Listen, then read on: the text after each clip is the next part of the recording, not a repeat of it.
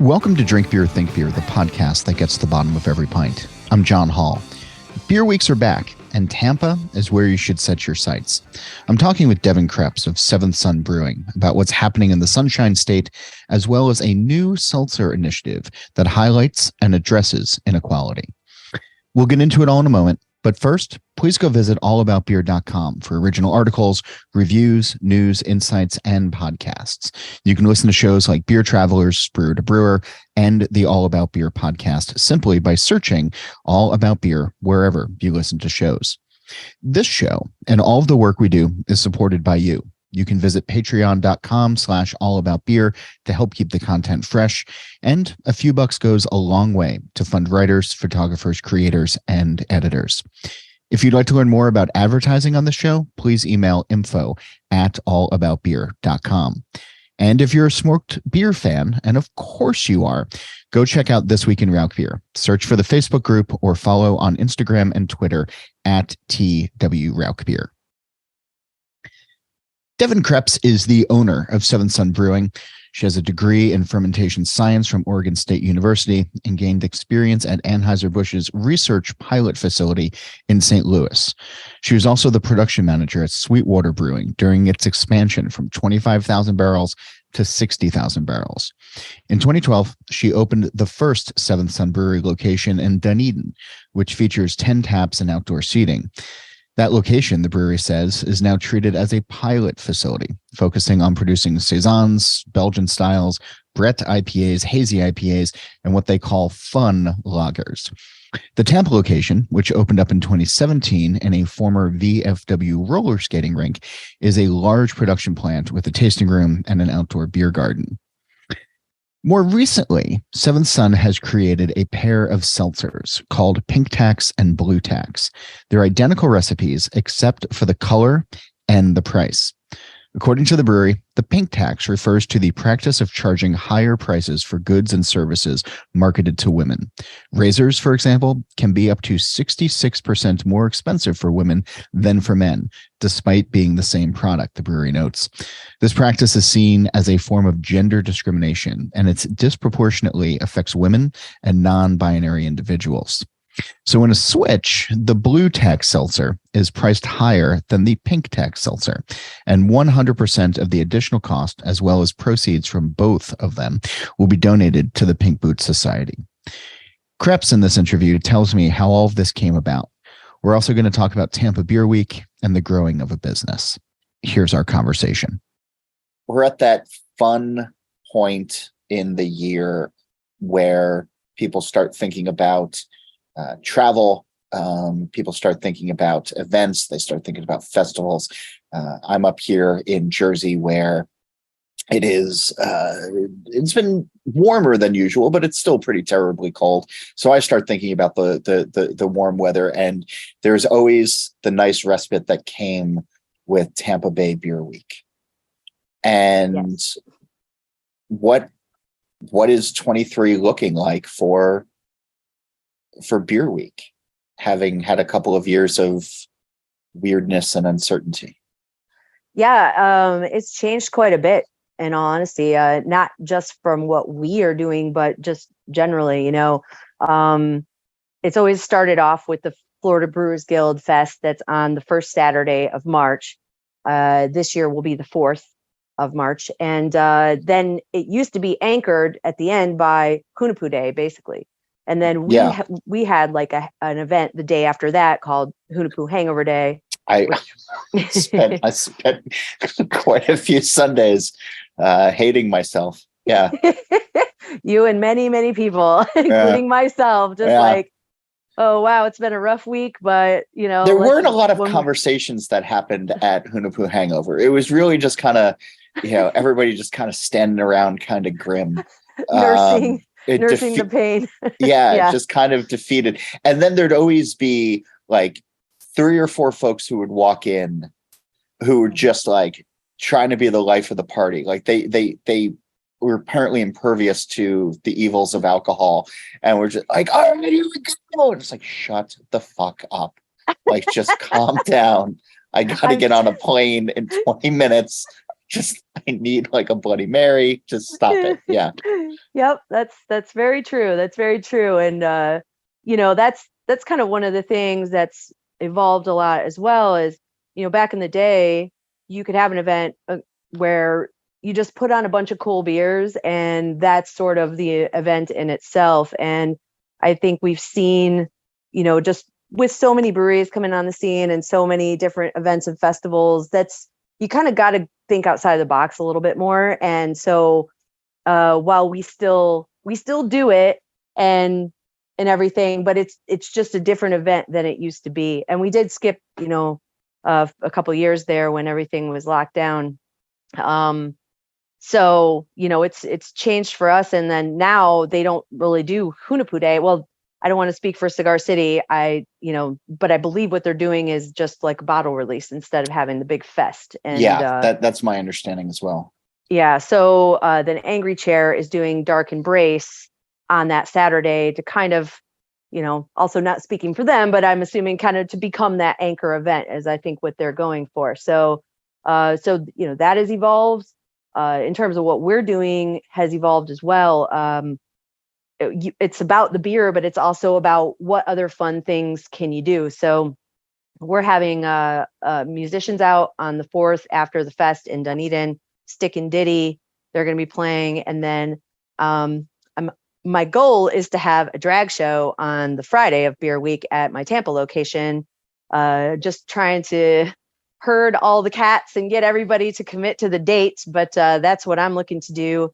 And then doing a after party also in Tampa after Dark Embrace, looking to have some nerdcore rappers at our spot, which will be really cool.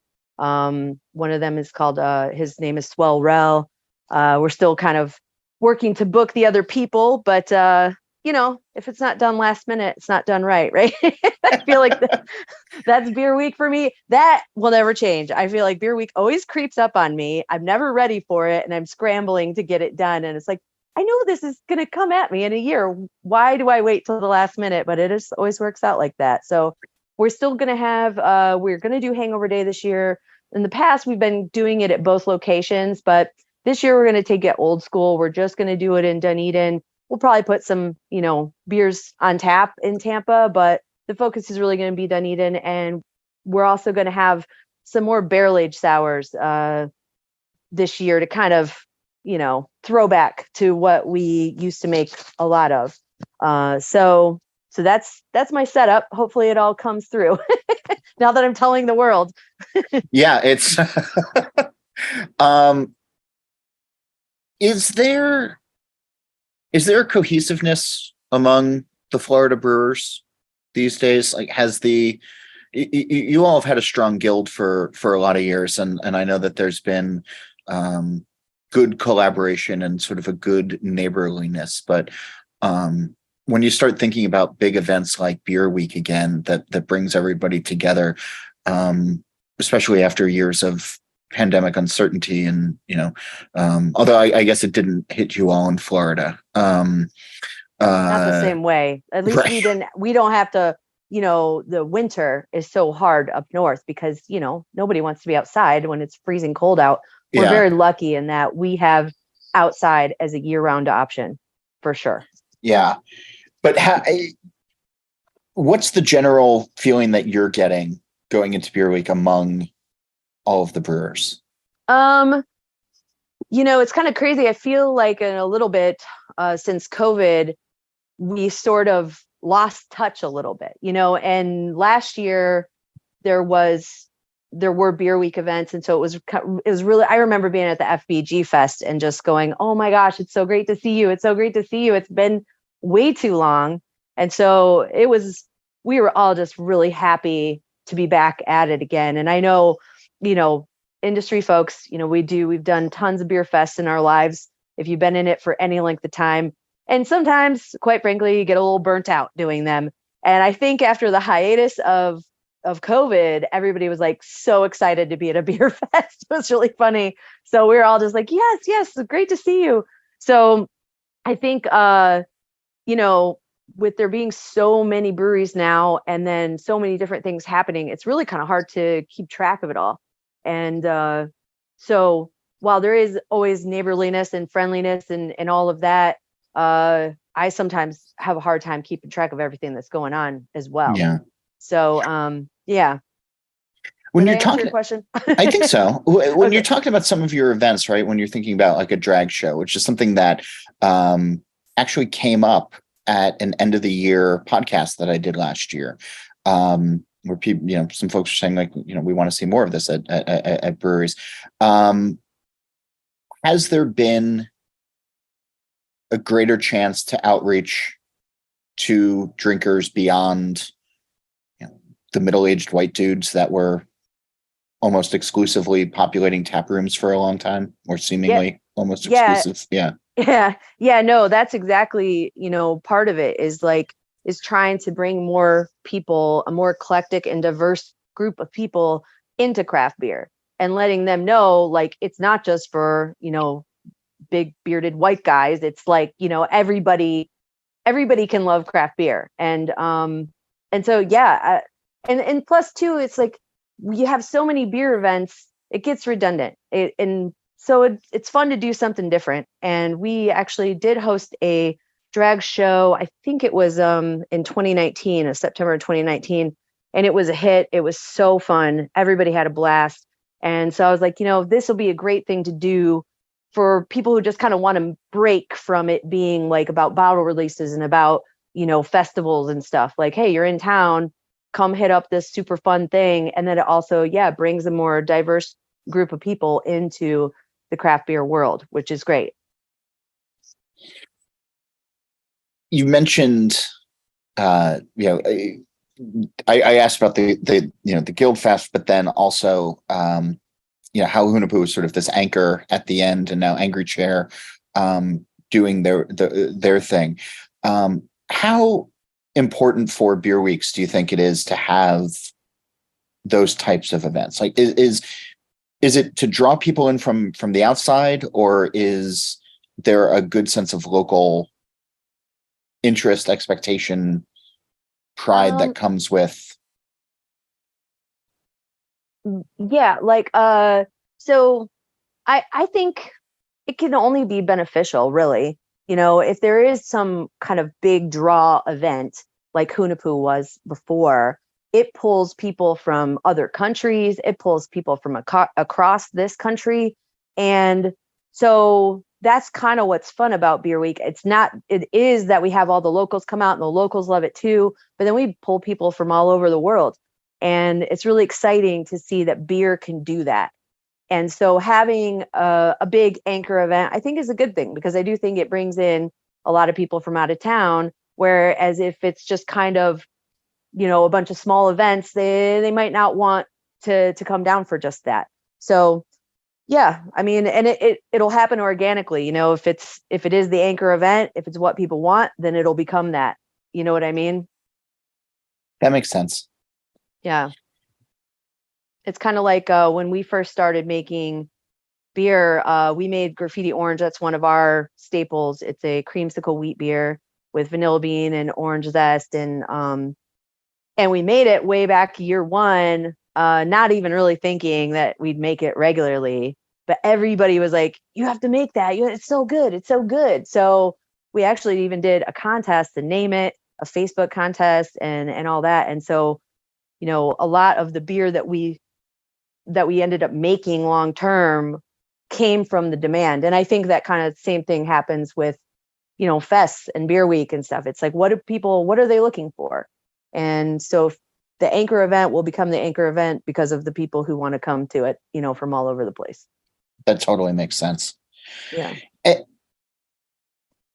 As you think back to year one, you were saying, you might have some beers that you haven't had on in a while for Hangover Day, but what did you want the brewery to be, and what has it evolved to become? That's a really good question. It's something I think about a lot, and in part too because the craft beer industry and world it's like on speed. It's not like other businesses, because everything evolves and changes so much more at a rapid pace with craft beer.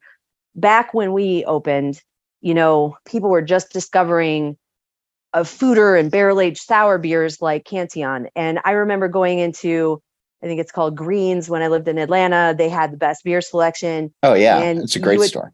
Yeah. And you would see Cantillon on the shelves and nobody knew what it was. So I was like, cool. Yeah, I'll get a Cantillon bottle for $15. Of course. And then all of a Simpler times. Yes. And then all of a sudden, everybody started to figure out what that was. And so they clear it out and you could never get any more. And that was really one of the styles that was coveted and, everybody looked for it. And that was something I really loved as well. So we would make a lot of that kind of beer and people would line up for it. But that style, unfortunately, it's not that thing anymore. It's evolved. We got the hazy IPAs. We've got, the big, I call them big fat stouts, the big sweet, high alcohol stouts that taste like dessert. That's sort of been more of what people are going into. And then of course, now you have like seltzers on the scene, and so many different things. It's really changed so much because back when, we made this beer called Intergalactic and is all Galaxy hops. And for whatever reason, Galaxy just loves to make a beer cloudy. And so we're making this beer and going, oh my gosh, it looks like orange juice. It's all thick. We can't put this out there and people will buy it. They're going to think we're ridiculous. Like we don't know what we're doing, And so we really agonized over how do we clear this beer up a little bit, but still have the flavor. And then, boom, like a year later or however long it was, that you're trying to get the most cloudy, the most orange juice looking you can possibly do. So there's so many things that have just changed like that. And the other thing too is back in the day, it was like, if you didn't use all natural ingredients, real ingredients, like it better be the real fruit, it better be really chocolate, it better be, we made a beer one time where we literally just shoved a whole cake into it. it was really good. Mike Lucasino, who is one of the owners of Magnanimous, he used to work for 7th Son, and he made this cake, and then we put the cake in the beer, and it was delicious. But I digress. So back in those days, there was no amaretti, and when amaretti came out, it was like, oh, I'm not going to use that. That's fake flavoring. Now nobody cares. It's like glitter. It's like make it blue, make it whatever. Do everything. And so that's kind of fun actually, because you don't have those limitations. But I think the counter side to that is that we've lost a little bit of that love for the stuff that is super complex and challenging and rewarding because it doesn't always work out, like a barrel-aged beer or foeder beer. You're kind of letting the microbiology do its thing. And with a pretty informed decision. So, you're usually going to end up with a great product, but who knows? You might not. It's all up to the microbes and the yeast that are in that to really deliver for you. And so it's painful. It's long. Usually you got to barrel age for a year, sometimes 2, sometimes 3, and then you have this thing that you've worked so hard on, and then you're going to throw some fruit in it and hopefully doesn't have that go sideways. Like one time we had these puncheons of sour beer and we put in all these cherries. We spent all this money on cherries, put the cherries in, the cherries plus that beer were no bueno. Like it tasted terrible. So we were like, well, I guess we're dumping that whole thing, Yeah. So I wish that there was more of those beers, like Green Bench is kicking butt on making beers like that. And we still do somewhat. And we still have some on the shelf right now with collaborations with Cigar City that we did. And I love them and they taste great. Just they are not what people are searching for. But I did notice though, when I do take them to a fest and I'm pouring them for people are like, wow, what is this? This is really good. I'm like, yeah, this is like what we did 10 years ago, So hopefully that'll kind of come back around. I'm hoping it will. Yeah. It is so weird though, right? Of people at fest versus what they're drinking in the tap room, right? Because you're not getting a lot of folks who are showing up in the tap room asking for your foeder age stuff anymore. Right, exactly. Yeah. So it's so weird. And then people at fests, like a lot of them don't even know what it is, so they know what a sour beer is, but they know it as the, Berliner style sour. They aren't necessarily The Florida Vice. Is that still a thing? Florida Vice. Yeah. I've used it, not used it. I don't know. I can't decide if I'm using it or not. And then at the same time, I think people have kind of just transitioned to calling them sours also, instead of using Berliner, because that's what people identify and they know. Like the people who didn't know what a sour beer was 5 or 10 years ago, when they're walking into 7th Sun for the first time and I'm explaining to them what it is, we have on the board Berliner Weiss. And so, that's what we used to always call it. But then once more and more people started to figure out, oh, this is a whole genre and we can have all these different fruited ones, they identify them by the name sour and not so much Weiss or Florida Weiss or Berliner Weiss. So I feel like we don't really use that term because we've just gone into calling them sours more than anything. It was when all of those started to crop up, it was a sort of a weird time. Yeah. Yeah. It's still a weird time though. So you're making seltzers now. Yes. And I wonder if there is a correlation that you can see of some of those fruity beers, those lacto fermented, but having those big fruit flavors and some of those very early ones in the Florida Vice where it was all chock full of zest or dragon fruit or things like that, that did have this refreshing nature to it. If that helped give rise to seltzer's popularity.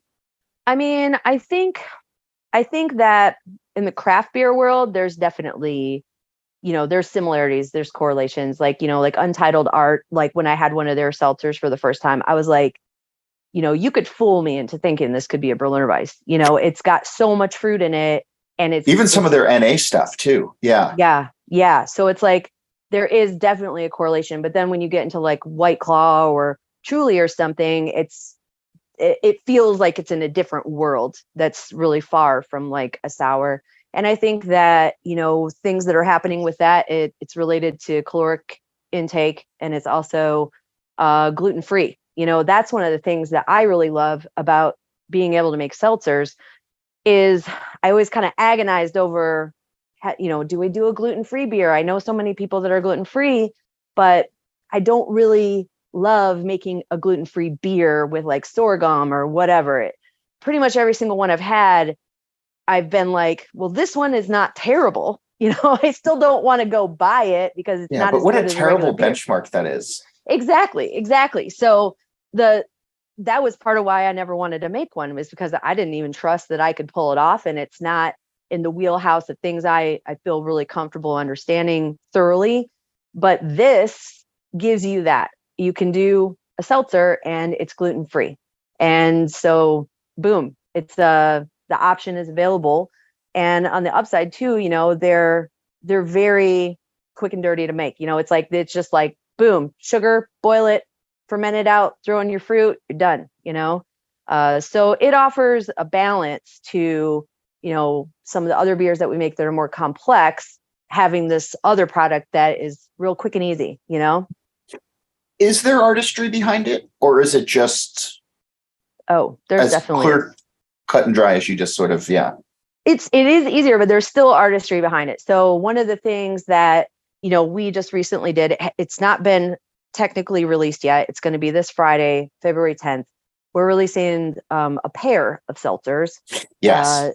They're called Pink Tax and Blue Tax, and I'll get into what that's all about in a second. But just in making these, we brewed the sugar boil for this. We did that at least a month and a half ago, and a lot of the time that's been spent has been me kind of dialing in the flavor, getting it right, because I didn't want to put something out there that wasn't up to the same quality standard of everything else that we do. And this is a painkiller cocktail inspired seltzer. So hitting that flavor, it's like you got to benchmark with the flavor. People know what a painkiller is. They want it to taste like that. For those who don't. Yes, yes, it is. It's a cocktail usually done with rum. In fact, I think it's trademarked. You can only call it a painkiller if you use a certain type of rum, which the name of it is failing me now, but I'm sure somebody on the internet will know. Sure. But yeah, so it's a rum, pineapple, nutmeg, coconut, and I feel like I'm missing something. Oh, and like some kind of citrus, like orange. We use tangerine in our case. So with the seltzers that we made, it was getting the coconut dialed in right, and then trying to get a little of that mouthfeel, because that cocktail has like a creamy mouthfeel. So figuring that out, we added a little bit of rum flavoring. I did a combination of some things with coconut, but like basically that was flavoring that I did. And then all the fruit is from purees. So we have pineapple and tangerine puree, and then we added nutmeg as well.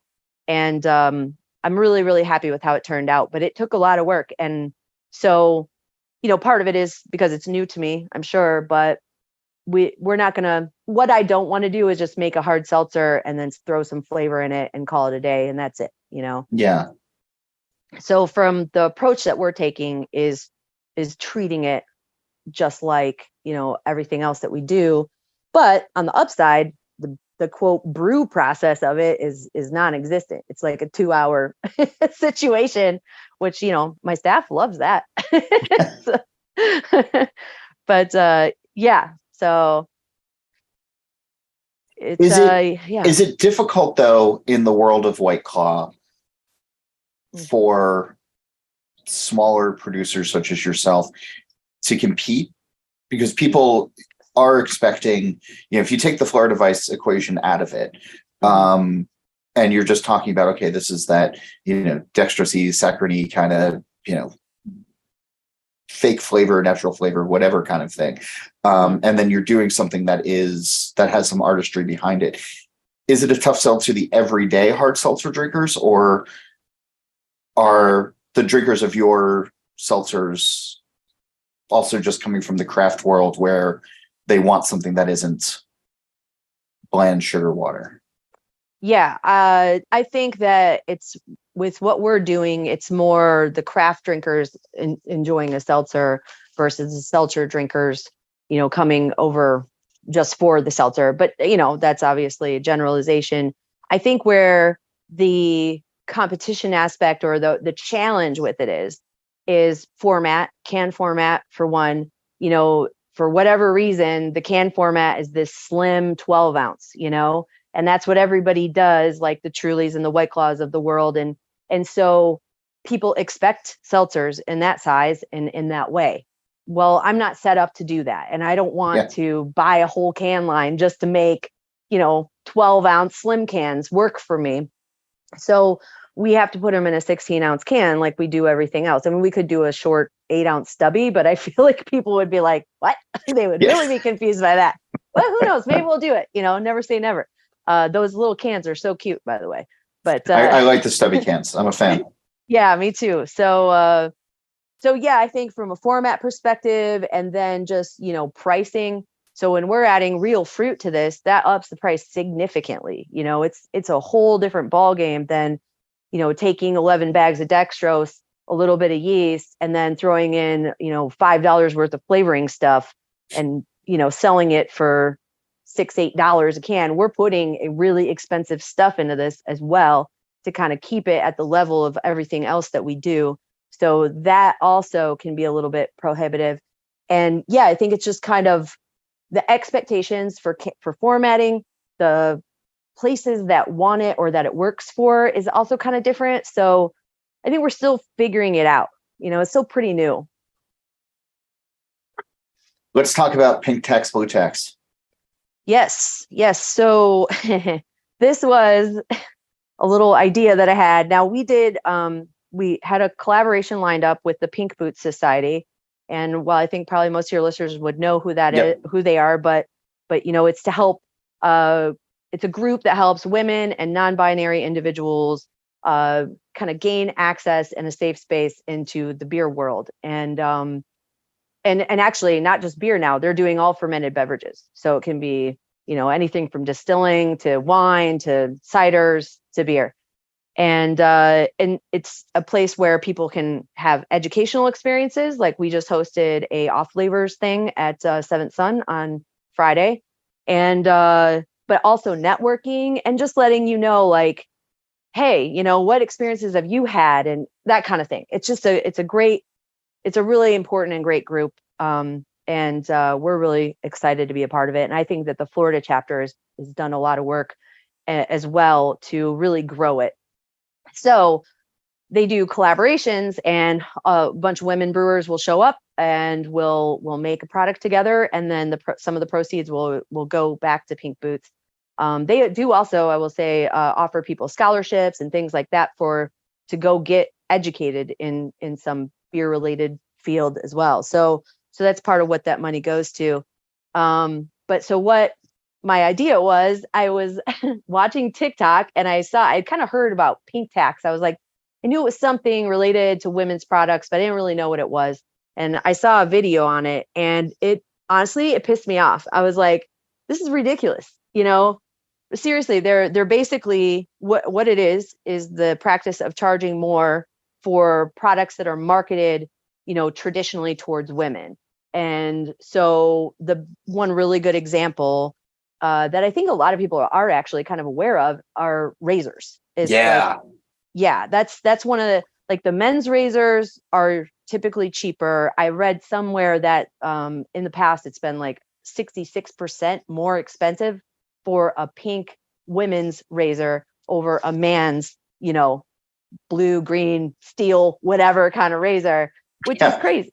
It's, you're not. There's also who cares about the color of it, as long as it doesn't hurt you. Yeah, exactly. It's performing the same function. It is shaving hair, Yes. So why should it cost more? There's not nothing about it took more money to make it. And that's just one example. I mean, that's the same thing with hair care products, skin care products, clothing. I mean, you have like a V-neck women's shirt typically costs $5 or $10, sometimes more, from the people who are selling it to the print companies, and then it comes to us and it's more expensive to us.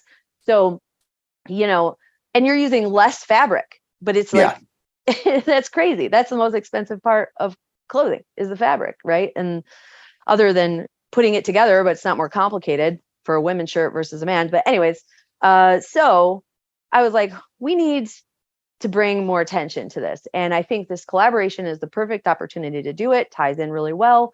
So I said, why don't we make a product where they're the exact same thing, but they're different colors?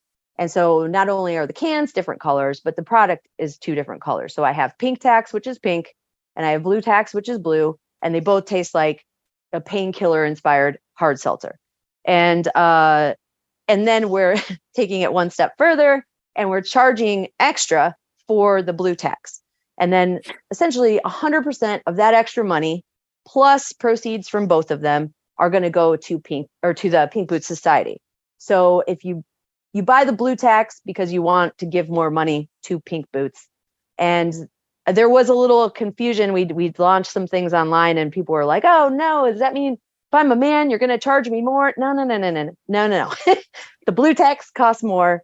So you have a full choice to pay more if you want or don't. But it's been crazy in the number of people I've talked to, especially women. They've never heard of this. They've never heard of pink tax. And I want to get this information out so that we can start. Interesting. Yeah. Yeah. We can start to, maybe boycott products that are more expensive. And hopefully it'll start to create some real change. That would be the end goal. But people don't know to change it if they aren't even aware of its existence. So that's really our goal for this, is to bring awareness to this issue. Hopefully we get it changed. And in the meantime, we're donating to a really good cause that is the Pink Boots Society. What's interesting, and I've known about this. My wife has told me about this in the past, and I've been hopefully appropriately outraged by it. But I have a young daughter now, and it is amazing how early that happens. Yeah. And how, we were buying her scooter a couple of months ago, and if you wanted, the blue one or the black one or the, hunter green colored one, it was a certain price. If you wanted the pink or the purple or, the combination of both, it was slightly higher. Mm-hmm. So I have been like actively like choosing some of the neutral colors, and I don't know if my daughter's noticed or cares. She just wants to ride a scooter and everything. But I think the earliest that you can start recognizing this, and then shaming the companies that are profiting off of. I don't even know why they're trying to profit off of it. I don't know enough about it in that respect. Because they can. Yeah. And it just kind of pisses me off. And it's interesting. I hadn't thought about the whole, t-shirt merch thing as well. But you've seen that in and around. Oh yeah. Well, I mean, merch purchasing. Yeah. So when we buy, and we actually made a change because, typically we build our pricing based off of, we want to make X profit off of each individual thing. So when I'm buying like a women's tank top to get printed with 7th Sun, logo on it or whatever, a women's tank top or a V-neck or whatever, they cost me more money right off the top. Just the base t-shirt costs more money. Then the printer prints the thing on it. That's all the same price. But then when it's getting shipped to me, all of the women's stuff costs more money. So we were just like saying, okay, well, those are $25 instead of $20, and not even really thinking twice about it. But we're done with that. We're just going to average it out over the others. We're going to make everything the same price and just average it out, because that's our way of trying to mitigate this issue. It's really annoying. I just wish that from the onset that it was not priced higher to begin with, but it is, unfortunately. Is this a conversation that you've had with the suppliers at all yet? Because I know, there's a certain handful of companies that try to work in and around the beer space. Have you had any of those conversations yet? No, actually, and it's a good idea to do so. In fact, so I use my t-shirt guys I use Go West a lot. They're out in Fort Collins, and like they, it's not even them doing it. It's kind of like they're doing what we were doing, where it's like they come to them more expensive. So they're going to charge us more, and then we would charge the customer more. So, I mean, I think I'll definitely bring it up with them, but at the same time, they're kind of in a hard spot too. They would have to go to then Next Level or American Apparel or whoever, Gildan, and say, hey, why are you guys charging more for these women cut shirts? And like, it's so like kind of systemic. It like just, it floats through, but it starts at the actual t-shirt manufacturing place, really. So, that's shitty. Yeah. Yeah. It's really frustrating. So I think doing things like what you just explained, for your daughter, you made a conscious decision to not buy the one that costs more because it's pink or purple. So the more that happens, the only thing that really seems to get attention around here is money. That's the way you can vote with your wallet, as they say. So, buying something that isn't an increased price because it's marketed with a girl in mind over a boy is one of the ways that you can fight back on this. And then, also just letting more people know so that they can also do that, and it just creates a chain reaction. Are you planning on making this a regular offering so that it's continuously highlighted, or is this a seasonal plan, or you'll see how this goes the first time around? At this point, the plan is just to do it as a one-off, in part because it's a collaboration, but also, it was not easy to make. Having to split it out to do the two different colors and all that kind of stuff was challenging. Not to say if people, like I said earlier with the graffiti orange, if people are like, we want that painkiller hard seltzer, do it, then we'll do it. But, kind of, I'm sure what's in your mind is, if we have it all the time, then it's just constantly in people's faces, which hadn't really occurred to me until just now when you asked that. So that's why I'm here. Yeah. So I know you mentioned it's coming out mid-February, which is in and around when we're talking right now. Still going to be available, you think, for Beer Week? Yeah, definitely. Yeah, we made a bunch. So I expect we'll have it around for a couple months. So it'll definitely be there for Beer Week. So if you come down for that, you'll get to try it. I did a little sneak peek of it at a recent beer festival I was at, got really good feedback. So people are digging it so far that have gotten to try it behind the scenes before it's released on Friday. Nice. Yeah. Yeah, I dig it. I'm glad you all are doing this. I think it's a good conversation to be having. It's not an easy conversation to be having, but you've also never shied away from having those hard conversations. So it's I'm glad you're doing it. I've been asking folks on the show for quite a while now, the green door question. And I don't know if you're familiar with this, but for the sake of folks who are new to the show, I'm going to say it anyway. So towards the beginning of the pandemic, my wife and I started rewatching the TV show The Good Place. And in the fourth season, the final season, they introduced the concept of a green door where you can walk through it and be anywhere doing whatever you want to be doing. Mm-hmm. And so if we had a green door on our plane of existence and this conversation ended and you could walk through it and be at any pub or brewery anywhere in the world, where would you want to go? Who would you want to be with? And what would you like to be drinking? Oh boy, that's a big one. Oh goodness. There's so many great places that I've been over the years. I want to make sure that I will tell you this. The very first thing that popped into my head was Russian River's tasting room in Santa Rosa. Okay, not the new one, the OG. Yeah. The OG. It was, to me, they're who I wanted to be. They were my idol. You know, it's like I wanted to do IPAs and I wanted to do barrel-aged sours to the high level that they were doing it at, or still are doing it at.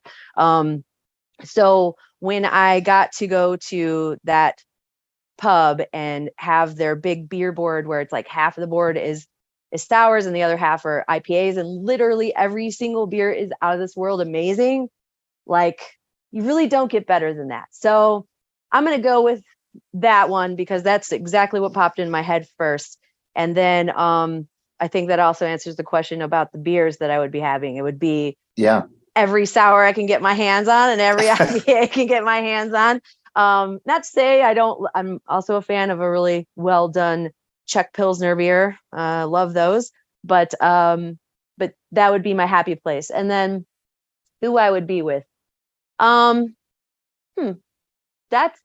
the hardest part of all. I think everybody that, that would want to be, like, a lot of my staff, like my staff is who's coming to mind. So that's awesome. Yeah, it would be really cool to be able to have our whole crew there and to be able to drink those beers and be like, yeah, this was a lot of the inspiration for 7th Son. And while we may have evolved and changed, it's still a part of who we are. And those are the people I would like to share that moment with. I love it. Who got me here today. So yeah. That's a really cool answer. Well, thanks for doing this. Yeah. Thanks for taking the time. Thanks. Congratulations on the new seltzer, and good luck with Beer Week, and hope to see you in person soon. It's been a good couple of years. Yeah, definitely. I would love to see you. It's been too long. So thank you so much for having me on the show. Have you come across a beer or beverage that seeks to highlight a good cause? Let me know by emailing. My email is johnholl, it's JOHNHOLL @allaboutbeer.com, or you can tell me on Twitter @John_Hall. That's also how you can get in touch with questions, comments, and guest suggestions. A reminder, go visit allaboutbeer.com. There you can check out the podcast page, the merch page, and you can read about great new content, as well as all of our archives going back to 1979. Follow All About Beer on social media @allaboutbeer. And if you're interested in supporting good journalism in the beer space, you can email us at info@allaboutbeer.com, or simply go to patreon.com/allaboutbeer. Don't forget, All About Beer has a podcast channel now. You can search and subscribe on your podcast platform of choice. Steal This Beer has new episodes every Monday, and the BYO Nano podcast comes out on the 15th of every month. As for this show, Nate Schweber does the music, Jeff Quinn designed our logo, and I'm John Hall. New episodes release every Wednesday, and that's when I'm going to be back again to drink beer and to think beer.